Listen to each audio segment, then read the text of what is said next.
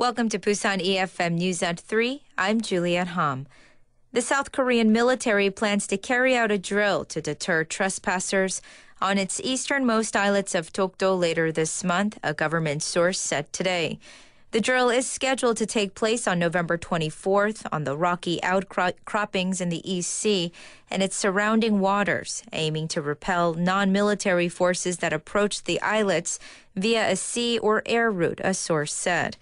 The planned exercise will involve some 5 to 6 destroyers and convoys, as well as some fighters and patrol planes. The exercise has been carried out twice a year since 1986, with the last one taking place on May 30th, despite protests from Japan, which had long laid claim to Dokdo, stoking hostility in South Korea toward its former colonial ruler.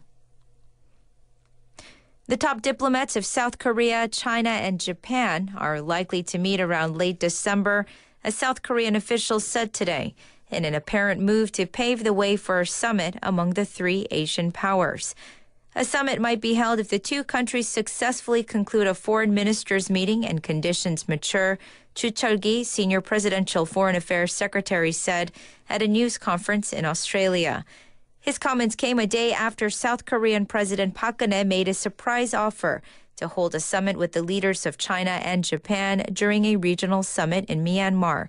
The three Asian powers have not held a trilateral summit since May 2012, amid strained ties between South Korea and Japan and China and Japan over territorial and history-related issues. During the college scholastic ability test conducted yesterday, 3 test takers were caught cheating in Busan. An official at the Busan Education Office said it had exposed 3 applicants, including 2 students who brought in cell phones and 1 student who brought in a multimedia player, and ordered them to leave the test room. The students who were caught had their tests thrown out this year and have been banned from taking the exam for a year. A late report shows that a fire occurred in the waste hot air dryer installed in the fuel building of Unit 4 at the Korea nuclear power plant due to overheating on Tuesday.